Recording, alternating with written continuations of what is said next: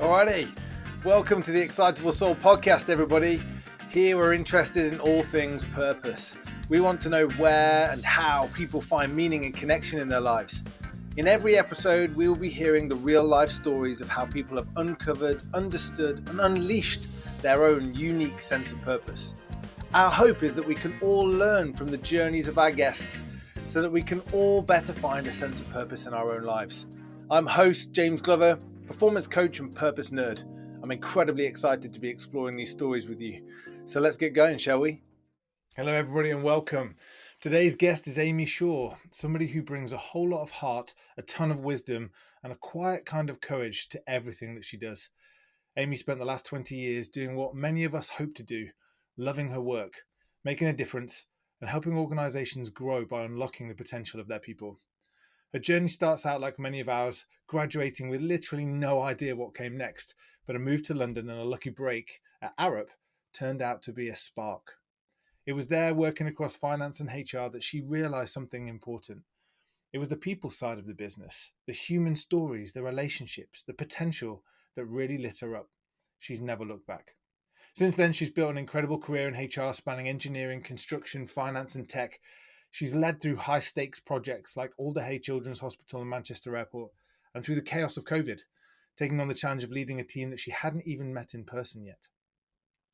But like many of us, she also hit a moment where she paused and asked, where do I want to be?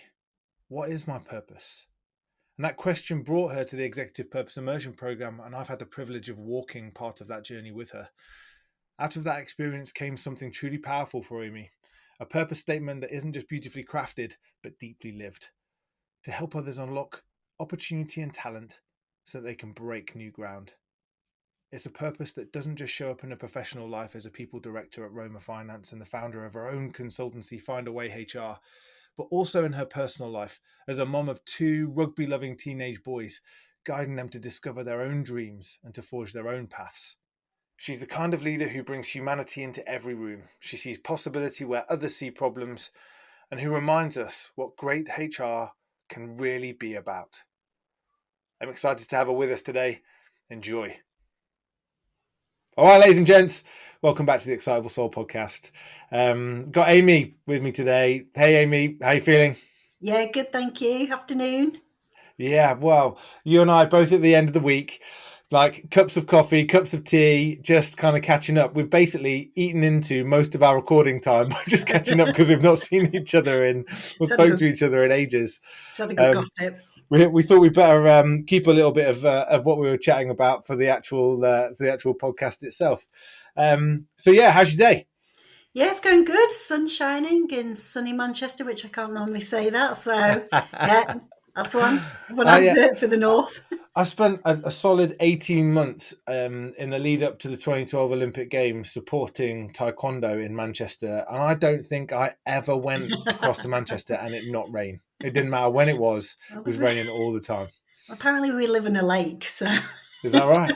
Yeah, Costa del Lake. No, we've had great weather this week, but yeah, look at us already talking about the weather. Yeah, brilliant. So, Amy, you have a kind of a special connection to us at the Excitable Soul in that you are a real pioneer around the immersive experience that we created. One where we really want to give people the space and time to kind of wrestle with who they are and what's really meaningful to them and how do they understand that and then kind of use it in their life. So, and you're the first of our kind of pioneers to come and be on the podcast. So it feels like a real treat to be able to kind of talk to you about your journey and your experience around purpose. Yeah, I was so lucky to have that experience. And when you suggested, you said, would you be interested? I was like, yes. So there wasn't any hesitation. And then I was like, I'll figure it out afterwards, but it's just yes. And I think I replied back instantly, went, yes, I don't know how, I don't know when, I'll sort it out. I was like, yes. And you were like, okay, good. Brilliant, we're in. Yeah. And I love, and I'm wondering if that experience was maintained, Amy, whether or not that immediate reaction of yes, let's do it was the same emotion that you had as you were leading into kind of arriving at the thing itself. whether there was any fear or trepidation that kind of started to show up for you at all. Oh, there was definitely nerves. There always is when you arrive at something with a group of people you don't know, and you're gonna, I'm a sharer. I've always been a sharer, so I knew I was gonna have that kind of great journey, and especially with yourself. But yeah, definitely nervous, but excited, and it was an amazing location as well. I think I spent the first hour just like looking around, gawping, like, oh, this is amazing. So I think the intro to that was just brilliant.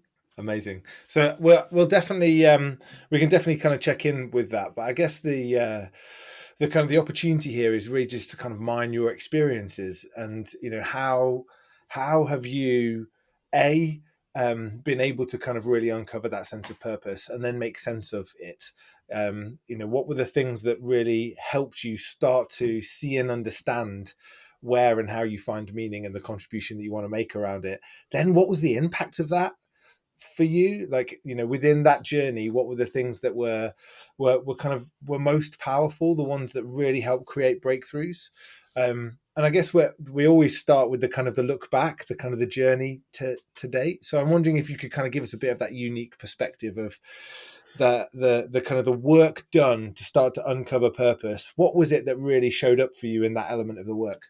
Yeah, I think my biggest memory was the connecting the dots bit.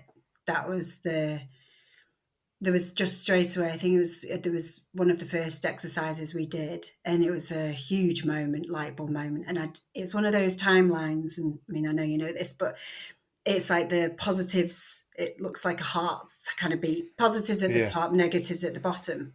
And then you got us to talk about the positives, the events, and then the negative events, and then put the themes to them. And there was just this real, I think, moment for me where I was like, oh my God, all these things that had happened along the way. I think, like most people, positive and negative. And I'm happy to talk about, in particular, a couple of the ones that really impacted me. There was just themes throughout all of it that really kind of came through loud and clear that I'd never seen before. So I'd done that timeline before, but I'd never done it and mapped the themes and talked about kind of, what was showing up for you during those events. And there was just this real realization that the negative ones had really shaped the positive. And then when we went again, so when some other big life-changing things had happened, I'd learned from that and then taken it forward, and then it impacted my work. And there was just these themes that came out, and straight away I could see, like, I was like, your job is done. Like, it wasn't easy for us. It wasn't, because after that there was a lot of work to be done, but there was just this, and I think there was just, some moments during that there was big kind of like, wow, I knew these life-changing events had happened to me, but I wasn't sure how it shaped me, and it just really solidified it for me in that kind of, I think there was a morning we spent on that. And it'd be wonderful if you could do two things for us. One is give us an example of the two experiences or a couple of experiences that you were reflecting on, and then how they then aggregated up into themes. So there were what was the dots that were connected? Because if you're kind of listening to this, there's like, all right, cool, that sounds like an interesting experience you had, but like what does that practically look like? So how what were the stories, and then how did that data translate into meaning, and you were able to kind of make sense of it in a different way? So there was two in particular. And the first one was around, I think I was about 15. And unfortunately for me, my mum and dad decided to leave each other pretty much on the same day, but there was no mobile phones at that time. So they kind of just disappeared overnight and didn't tell each other. And I had an 11-year-old sister, a 13-year-old sister, and an older sister who was quite chronically ill, and they just disappeared. So overnight, I was then home alone, basically. It was that version, but a little bit more crazier. In this massive house on my own, no parents, with sisters going, now what? And there was just, that was a real hard moment anyway, because you're realizing that your parents are splitting up, but also that, okay, so I need to step into this, I took the responsible kind of role. My younger sisters were very young. My older sister wasn't well. So it was kind of like, right, okay, it's me to do this. And there was themes that were coming out there around just right, I have to find a way to just survive this over the next. I think we managed to hide it from social services for quite a few months. Ordered a lot of Gino's pizzas, so yeah, I'm going to share my age with that one. But yeah, there was I had GCSEs coming up, which I massively failed, but that was okay at the time. I just wanted to survive this with my sisters, and it was just okay, I've got to find a way to get through this. What do I need to do? What do I need to help them, and just those finding that kind of resilience and tools, and not just wallow in it. Probably not realizing at the time I maybe should have reached out to family and told them and got some more help, but we didn't, because we just managed it between the four of us and had a bit of fun in a massive house. Shortly after that, things kind of, my parents realized they had probably disowned us a little bit and came back into it, and took a bit more responsibility back, and but then it all came crashing down anyway, because they got divorced. It was messy, a lot of alcohol involved, splitting up my sisters. One of my older sister lived with my dad, but there was just, at the time, I never felt begrudged them, but I took a real sense of responsibility around that, and felt like, this is something I need to do. I need to look after them. I failed most of my GCSEs, thank you, Mum and Dad. But again, there was a theme that came out around me then. Not getting too, woe is me around the GCSEs, either just finding a solution to go again, retake them, bounce back, and there was a real change in that going forward, in terms of then that led on to me going, okay, I'll redo my GCSEs, and I did, got a lot of them, did college, got that, and then I went to university. So things were still messy at home, but there was just something around, okay, something quite horrendous can happen, but you can find a way out with just some connections, some solutions. And so that was one. And then that, I think, like I say, the timeline that really helped me when I was working with you on was around probably the next big piece was, I think that, what's the pivotal moment? What's something that changed your world that you think the world is never going to be the same again? And that's when I connected the dots that what happened then what happened then next, which was several years later, married, had a beautiful son, Finlay. And then I was pregnant with my second son, Cameron. And then, unfortunately, he died. So he passed away 13 years ago.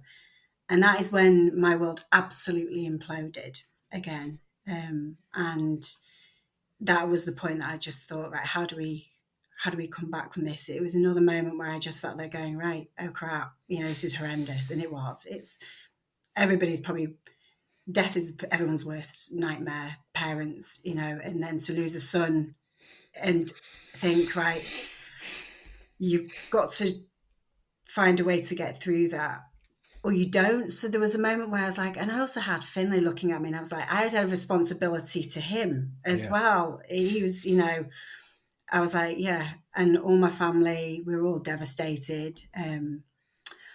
But there was just something in me that I just thought, right, okay, I've got to find a way to get out of this. I don't want it to define me. I don't want it to destroy me. I don't want it to be the end of my marriage or ruin. I don't want Finlay to say in 20 years' time, all I remember is Mum was just really unhappy for a very long time. So again, it was like, what do I need to do? I needed to, get some help. So I got counselling. I started running. I'm not a good runner, by the way. So. You and me both, Kit. You and me both. Didn't last long, but I did running. I ran a lot. I moved back home. We were living in London, and we moved back home to Manchester to be around family. So that, again, I knew I wanted those connections, that love around us. I got some help in how to explain to Finlay that he didn't have a baby brother anymore. There was all these things that we did, and actually slowly but surely started coming out of it again. And that was the bit that I realised through all these journeys. And then I got my wonderful role at Langer Rock, and it wasn't that long after it happened. And this amazing place that I started working in took kind of those challenges, and I found a really great platform to go, okay, so I've survived that. I know I'm strong. I know I'm resilient. and then had this great work experience as well. So kind of came back through it again, going, right, okay, this amazing company that love innovation, love people to thrive, love people to have potential. And I was like, well, I've just come through that. So if, I can apply that here. And there was definitely that moment of being able to connect the two, back in Manchester. And, it still hurt a lot, still a lot of grief there. But definitely some real connection between actually what happened with the mum and dad splitting up. And then when that happened, I felt like I was like, right, okay, I got some real great lessons from that time to then with this one. And then it transpired into the work as well, because I knew, I thought, the two together, I thought, can kick that ass, I can kick this one as a family. And then also I just I felt super grateful because we'd gone through this horrific thing of losing Cameron, but also had Finlay, and I was always so grateful to having him. And then shortly after that we had Fraser. So I was never like thinking, this is the worst thing that could happen, because actually we were still so lucky. And people struggled with that a little bit in terms of me thinking that, but I stand by that. We, even now, when I look at the pair of them and how we've managed through that as a family, and then how that's continued to help future events, which, So first things first, like, thank you for being willing to share that and talk about these stories. I think the kind of the significance of being able to just reflect on the experiences that you've had and be able to make sense of them in a way that allows you to learn from them is just incredible. But also then be willing to kind of share that with a level of kind of just raw vulnerability. These things were really hard and they were really difficult, and this is how I faced into them, because these were the things I was saying to myself internally and in the moment, is massive. So firstly, thank you for just kind of being willing to share in that way. I think what would be really wonderful, I'm just like scribbling like stuff and I want to like hold out for a second before diving in with 2 feet, but part of the work around really being able to use purpose is, what was the meaning in those experiences that you really took for them in that kind of reflective process? So when we talk about connecting the dots, when we talk about elevating the themes that felt like they were consistent over time, what were the things that you then started to see that then became really kind of powerful and useful for you? Because you're like, oh, if that's been consistent over those events, then I wonder what or how they might be consistent going forwards. Yeah, there was Findaway always came out. It always came out. Like through every event. So it was always like crack on as well, but I don't think that's a technical term. I think that's quite a northern thing, crack on with it. Yeah, just crack on. But yeah, the finding a way part definitely stood out as a common theme. But also I could see there was a theme about me looking for who I needed around me, the resources and tools, whether it was at work, and the purpose of actually, if I can do this, if I can, how can I help others, also create conditions for them and tools and resources and connections for them, opportunities for them to actually take some of the things that I'd gone through. There was nothing more than I loved sometimes. There was when I knew I'd silently help someone, whether it was like, get promoted or recruit somebody who was phenomenal, or just help with the really, really sticky situations. Because, in the world of people in HR, you tend to deal with some really wonderful things, but you also don't get a lot of complex things that are really important. They're not always the nice things, but it's really important about how you deal with them and deal with them as honestly, transparently as you can. And taking some of my learnings and able to apply that to helping others was something that started just coming out in terms of being really passionate around, finding ways. I started to notice it personally as well, like just at home. I think there was definitely seeping out with my kids in terms of their passion for their sport. And we've talked about it before, and I've probably bored everybody around their rugby journeys, but just, okay, I'd sit there scratching my head again, reflecting on them. Well, actually, okay, what can I do with them? It was the same at work. It was the same at home, without trying to go around coaching them. But silently again, and this is the thing is, I'll come on to kind of a role model for me that always kind of stood out to me, but just trying to figure out, what do people need? What do they need to unlock? Everybody's got potential. Everyone's got, can do new things, try new things. If I've done it, everyone can do it. But what do people need? And it's really, I love that process of trying to figure that out. And that's something that the purpose through all those events and themes kind of started to stand out to me. And as I kind of went through like things I'd done personally, at work, with the family, there was just like, okay, so this is my thing. This is what I do. Yeah. And where I'm most happiest, even during really not necessarily great times, but actually if I can apply some of that and help others, whoever it is, then that's when I feel the most kind of like the meaning part. And Yeah, amazing. So what's really powerful for this, for me, just even kind of hearing you talk about all of this again, is just the kind of the evolution that has taken place in terms of the sense that you make around it now, and how you can interact and how you can kind of utilize it. I think this is one of the things that anybody can take away here, is that like purpose is ultimately an outcome. It's an outcome of some stuff. Like it doesn't have to be this grand transformational like aspiration.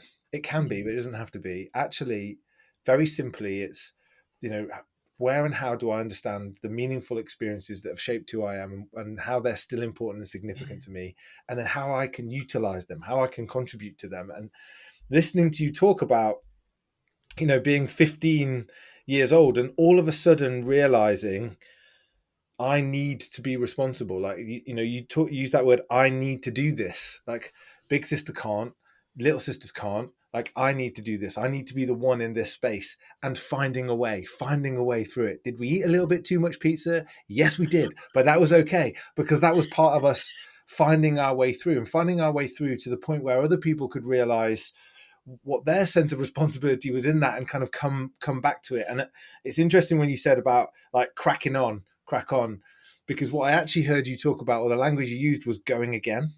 So, all right, I failed my GCSEs, but you know what? I'm going again. If I can do this, I can figure it out. I can sort it out. I can go again. And then, thinking about how that connects in with Cameron and the experiences that you had there, in terms of like, how do I find a way through this? Here are the challenges that I'm seeing here. I don't want this to define me.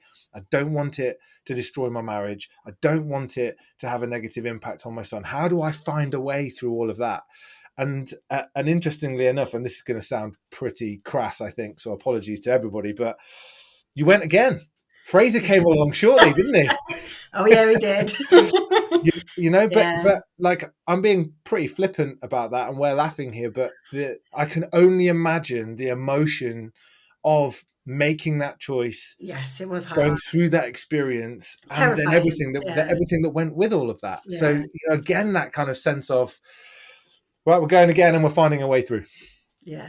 And you're right, because that was a terrifying decision, because it's always playing on the back of mind, I don't want to lose another child. And but yeah, the going again bit, there you go, there's an add-on. And there was also this, when people say, who do you look up to, who are your role models? On the program, I think what was amazing was just, we went a little bit deeper on that bit. It was like, well, who are they, and why are they, and why did they impact you? And again, there was that moment of realizing, actually, you've got these role models, there's people that have impacted your life, but why did they? How did they? And then how did that kind of filter through to my choices, and then my purpose as well? And I think there was a real, moment of reflection around, if someone says really quickly, who do you look up to, who impact you, who's your role models, how did they help you shape things? Our real people off, but there was actually, on the program, we did real work about what was it, and a real moment of,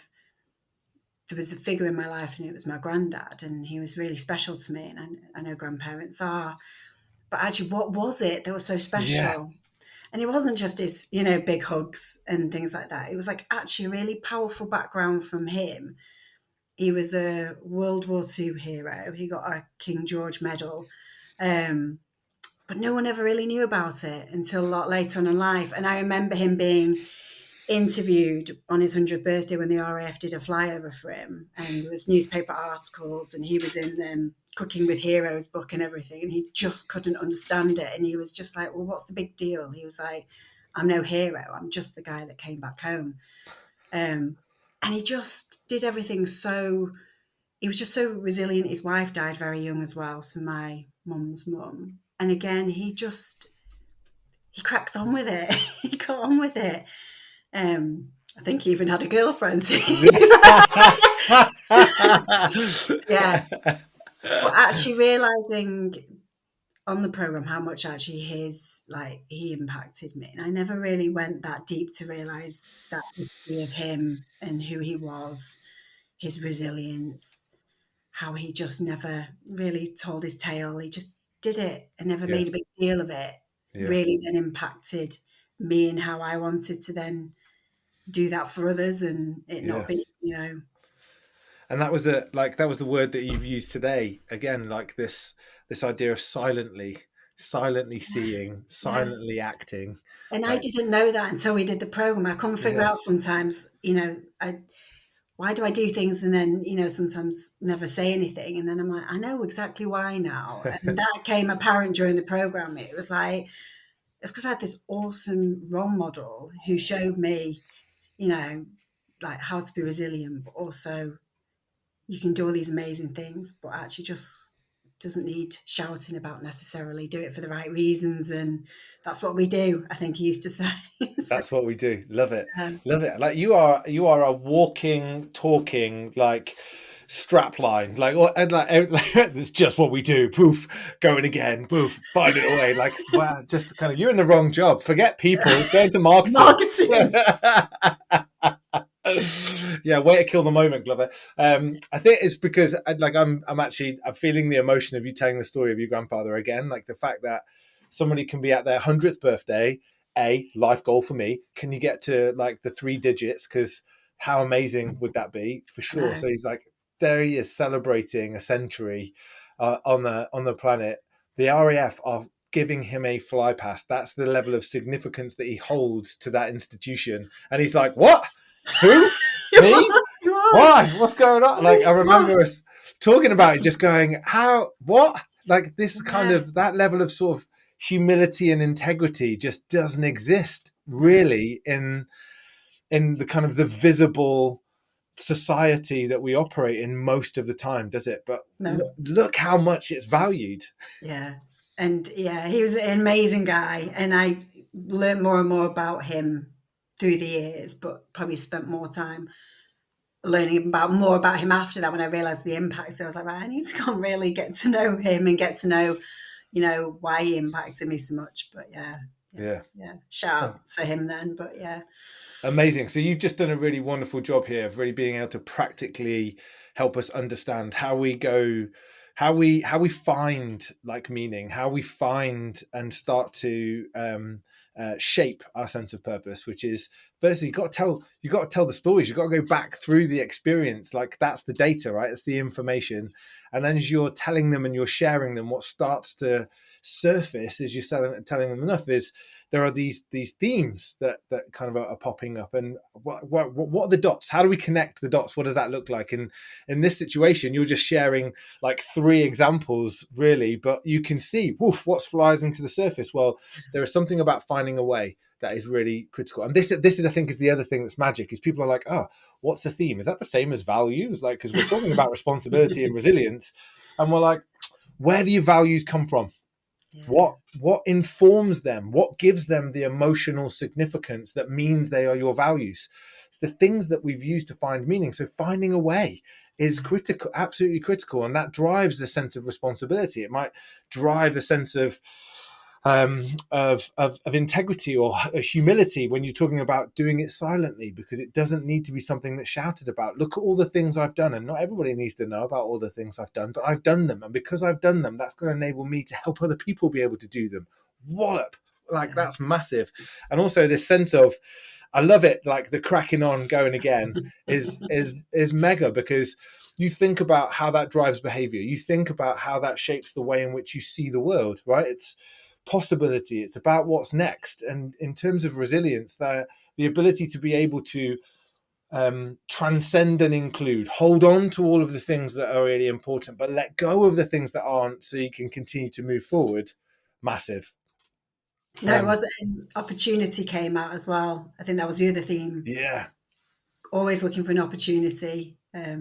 Not necessarily just for me, but for others as well. Yeah. Seeking opportunities. Right, wicked. So that was kind of some of the journey into like the discovery and the kind of the understanding bit. How have you been interacting and utilizing that since you started to become aware of that? How has that then helped you?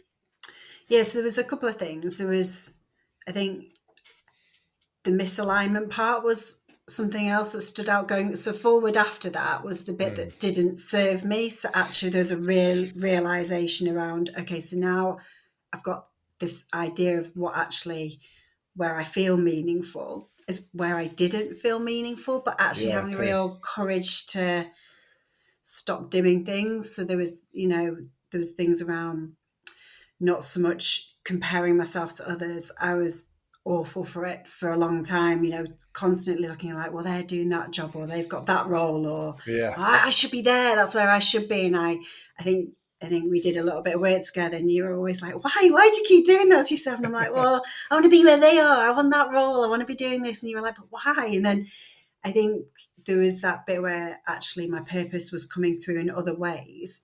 So I no longer seek to continually compare myself and beat myself around the head with like, I really want to do that role, or I really want to do this, or why I haven't got that, or and then there was around also not getting so wound up about people's opinions and things. So it's not that people's opinions don't matter, because they do, but it's around how that bit for me is around another light bulb moment on the program was when I realized why I have so much tension sometimes over my career, and why I've maybe bumped against each other. And you really helped me realize that it's because I've got my purpose shaped there, and then other people have theirs, and that tension that it creates when things aren't quite aligned. And that's okay, because before it wasn't okay. I'd fight it. I'd fight all of it. I'd argue it. I'd feel like I had to, I was like, there and going into battle on things and wanted, and actually there was that bit afterwards going, you know what, it's all right. It's okay if actually that's not working out, whether it's something I've suggested or something I put forward, or a job I've gone for, or, some work I'm doing with a director, or something I'm doing at home.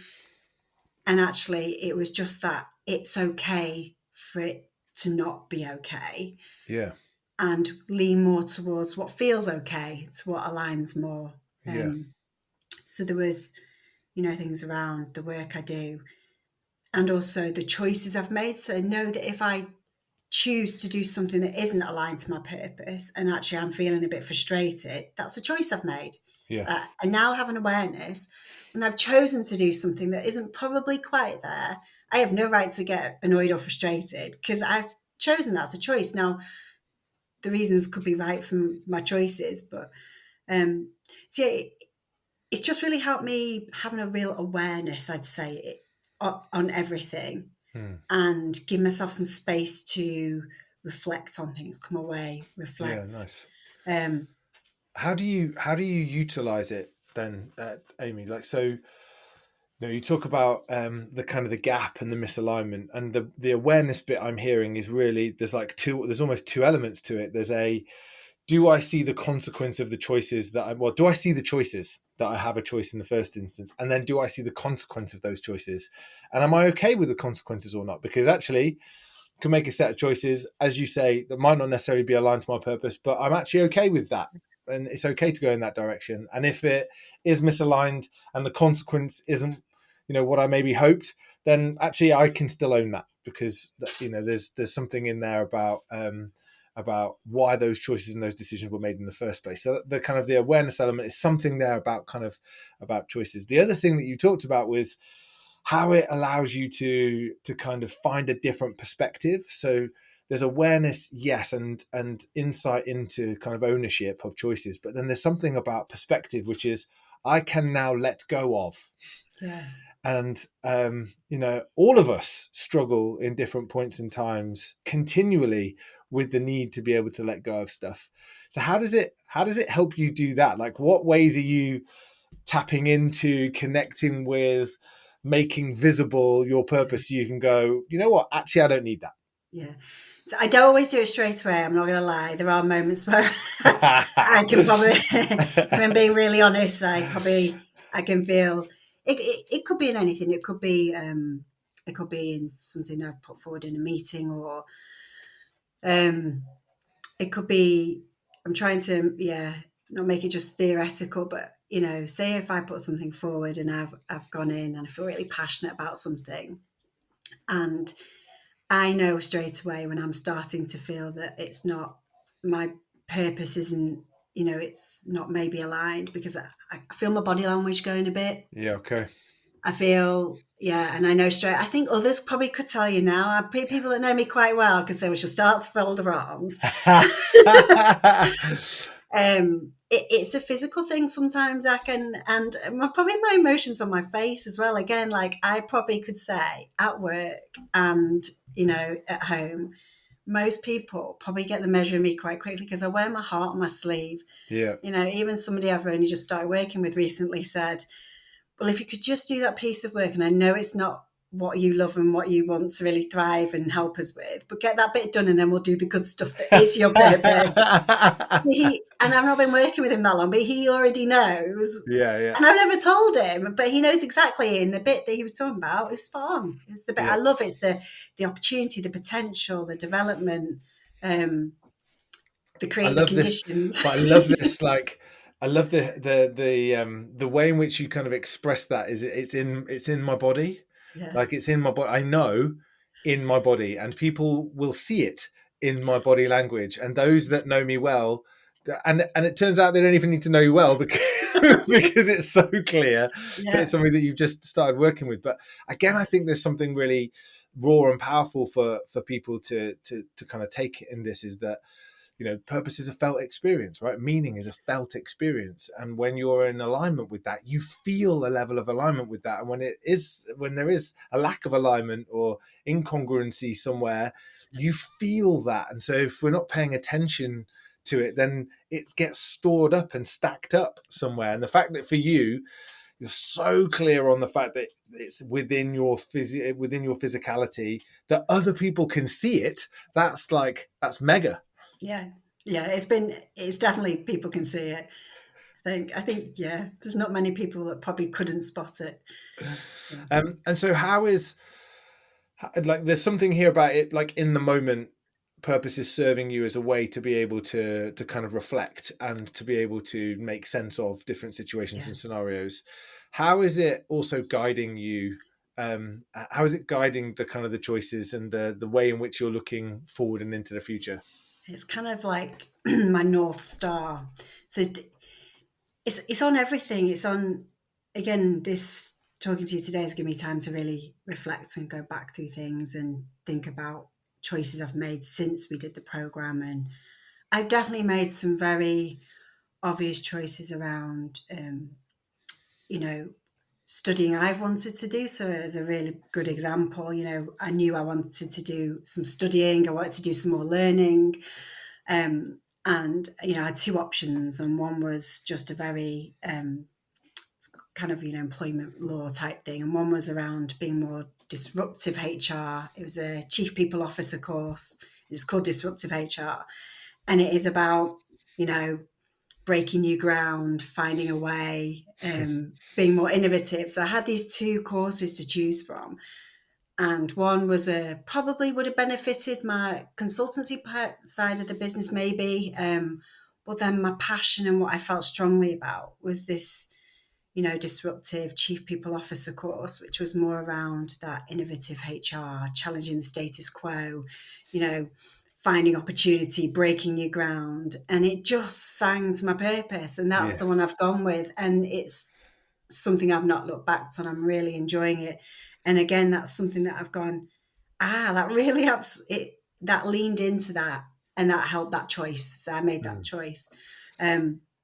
Definitely around people I surround myself with now Okay. as well. So people that I learn from, but also, similar kind of people that are going to enhance that. And if it's not, then it's okay to walk away from that. So making sure that those people are aligned to me. Definitely the family side of it. And there's a whole nother podcast around that journey that I've had with the boys, but around helping them find their way, and they're aligning my purpose with them. But yeah, I think, I was gonna ask, it's interesting, Amy, like that is the universe doing its thing. Because I was actually gonna ask you, like it feels like you the kind of the start of the conversation was really about these like deeply human experiences, and then largely prompted by me the ability for you to be able to talk about how that influences the way in which you show up in one of the most important roles that you play, which is as a leader in organizations. The fact that you don't just want to be a kind of a HR director that has a really wonderful high functioning people function. You want a people function that's really driving the kind of the innovation and the growth agenda across an entire business, because ultimately if you don't unleash the people within the organization, then everything else is secondary. So like you can see how this kind of finding a way to do things differently, to be able to kind of crack on, not necessarily shout from the sidelines, but make sure that it's something that's deeply invested, it's clear, right? It's in yeah, everything that you're kind of playing back. And so if you kind of close the loop then around the boys now, and like where they are in their journey in their life, and you and your role as a parent, your role as a mother, how is it kind of connected the dots for you in that way, in terms of the way in which you make sense of all of that? yeah, massively. I think in particular, the boys both love sport. Um, they are both massively into rugby, and it's been really important for me. The other theme is that I don't want to do it for people, but I Mm, want to help create those conditions at yeah, work or at home, and give them opportunities and tools. And so, for example, with the lads, my oldest has had his own resilience journey up and down. He really wants to be a professional rugby player, and I strongly believe in him. And I've had other people that champion me and believe in me along the way, and that's come through in terms of actually, if you're one of them, by the way, you just totally believe in people, and it really empowers you. And I think when you've got that purpose and that kind of all the things that you've learned, and you can know what worked well for you, it's about how can I not do anything for him. He's got to do all this for himself. I'm Fraser as well, who wants to follow a similar path, but actually help him know resilience is really important. The finding a way bit is really important. So he's going to have to, if I help him, give him tools and resources and opportunities and guidance and connections as well. So, help him find people that will help him. But it's yeah, what he makes of it, and it's the same. yeah, It's the same at work. It's the same with my HR team. It's if I find them opportunities, if I help find them, it's what they want to do with it. But I yes, believe in ownership. them. I believe Yeah, in all of them, and I yeah. believe in him and Fraser. Um, and I know they can do whatever they want to do. And actually, just watching him go through his own journey, it's really hard to not start going, I wonder if that's going to be his purpose in the future. Yeah, but actually watching their process, I'm really, really enjoying it. And it's the same, like everybody at work knows my process with them, because I talk about it, because I think it's important for them to see what I do with them as well. They can learn from that in terms of the bit about, it's work hard, but also take opportunities, try something new. But actually, if you fail, it's okay. It's what you do with that failure and how you behave with it. Yeah, And so I take my learnings as a mum into the workplace as well. And also, I think I definitely apply that. I think my HR team that I work with would say that I apply that to them. I give them opportunity. I want them to fly, all yeah, of them. I want them to do really well. And it's about giving them that space, but also the resources and the tools, um, and finding opportunities. And yeah, so it does come back round. And actually, it's down to them ultimately. And yeah. it's down to the people I work with, and it's down to them. But actually, I love it when I can find that bit and see some of it working. I love the distinction that you make here between creating the conditions and then what they do with it is up to them, Yeah.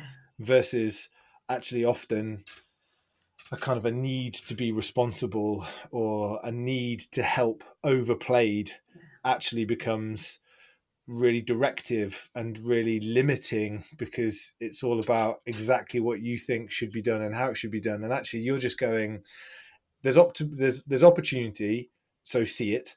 When you see it, take it, try it out, figure it out, give it a go. What does that look like? If I can give you tools and if I can shape those, I will do. But what you choose to do with them is on you.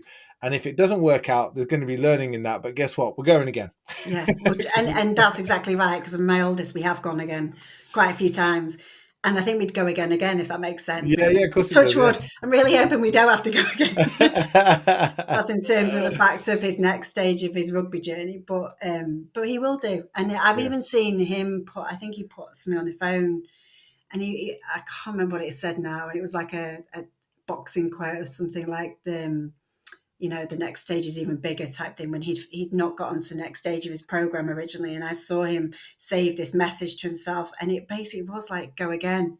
Yeah. If you really want something. But yeah, I love that bit of helping people and providing that, and the breaking the new ground bit and the innovation. The companies I've worked for, they've all been brilliant, innovative, really want to do new things, try new products, and I've learned a lot from them. And that's why I then try and help people and share that learning with them. Okay, Amy. So we've talked a bit about looking backwards and kind of uncovering sense of meaning. We've talked a little bit about understanding it in the moment and the alignment side of things, and we've started to talk a little bit about kind of the future focus. But I guess there's something that the evidence-based, the science tells us, which is that meaning can stay stable over time. Like you can travel through time when you think about the things that are really significant and important. And I guess one of the things that we are constantly trying to do is go, how can we project ourselves into the future, think about a future state and work back? Like what does that mean for us today and the choices that we make and how we make sense of the world? How has that been powerful, useful for you? What kind of experiences have you had with that side of things, the kind of the foresight element to it? We talked about the timeline that we did at the beginning, the past timeline on the first kind of day on the program, where we wrote about the past kind of events, positive and negative. Towards the end of the program, one of the things that you got us to do was to do a future one. So again, I didn't project that I'm just going to have positive, because let's face, life's hard. So I did put a couple of dips on there. And what's really weird is the first big dip I put was losing my mum in the future. And unfortunately, last March, we lost her quite suddenly and from nowhere. But bizarrely, I revisited that dip and then did what we did in the first time and wrote the themes, and it's the same again. The same in terms of finding a way, just cracking on with things. Similar to the GCSE thing, my sister and I all rallied round each other again. It was the four of us together, very close, and it was kind of spooky in a way that when I'd done that, I think it was a year before. There's no one knew that was going to happen because we had no sense of that. Yeah. But yet, everything that I'd written on similar historically was still there for that future. I mean, sad as it was, there's still, again, there's similar learnings and similar things for the future that still speak to that purpose. So, and again, like Amy, I think just the willingness of you to share so openly about things that are really, really difficult. I know that in doing that exercise, so that's not necessarily a part of the exercise that's done in many other places. It's just a very simple and traditional coaching tool, is kind of doing a timeline of the past and figuring it out. But we then kind of extend that into the future and say, right, now that you understand the sense of purpose and meaning, like how might that shape you going forwards? And for you to then go, actually, it's really hard, because we see that a lot. It's really hard for people to confront actually what life might look like for them now into kind of 80 years. There are a lot of things that are going to be difficult and challenging, and it becomes really hard to actually think about those and capture them. But the fact that you did, and then that happened probably far sooner than anybody could have really ever predicted. But actually within that, there was an ability to be able to make sense of that experience in a way that you almost can find comfort in, because you know how you're going to manage it. You know how you're going to deal with it. You almost know what needs to happen in order to be able to come through that moment in time. That meaning stayed consistent throughout, which was, it was a bit spooky when I saw that. I was like, okay, I couldn't have known and predicted, but yet it's the same. Yeah, I love that. Well, so I love that. So I love the fact that it was spooky. I love the fact that you had to go through the experience. I know you get it, but it's just important to say it clearly. Yeah, amazing. Thank you. That's just that's blown my mind a little bit. Actually, I'm a little bit kind of speechless in terms of you tried to create these experiences with the kind of the knowledge that they are going to land in a really meaningful way, but you can never predict the significance of something like that happening in the timeline in that way, and the kind of the resonance being at that level. So yeah, thank you again. That's another wallop to share. I'm going to go quickly on the timeline that I need to win the lottery. Yes. Yeah. Big time. All of a sudden, James Glover sells Excitable Soul to, I don't know, somebody for billions. It's a magical timeline. Yeah, brilliant. Thank you. In a way, I've just been really lucky and grateful to some of my experiences, and I hope it helps them. I hope it helps others. And I share it with us. I think, my friends will vouch for me. I share things as much as I can with everybody else as well. If I can have an opportunity and share other things for not just my kids or work, if there's an opportunity to share with their friends or something, I'll just try and share anything that's helped me along the way, because you just never know. You never know in the future what is silently going to help. Yeah, exactly. And you know what, Amy, I think maybe we'll pause here, because for even just the small number of experiences that you've been willing to share with us in the podcast today, for you to be able to share those, given the kind of the significance that they have had for you, and then end the conversation by turning around and going, you know what, I'm just really lucky. It says a huge amount about you and the way you try to exist in the world and the magic that you bring. So thank you, not just for this conversation, but for that on the day-to-day basis. Oh, thank you for having me. I enjoyed it. Have a great afternoon. Thank you. Thank you for taking the time to listen to the Excitable Soul podcast. We appreciate your support and would love you to subscribe, rate, review, and recommend if you can. It makes a massive difference. Equally, if you're interested in uncovering, understanding, and unleashing your unique sense of purpose or that of your teams, come and explore our Purpose Immersion Programs at theexcitablesoul.com. We look forward to hearing from you there or being with you on our next episode. Have an incredible day.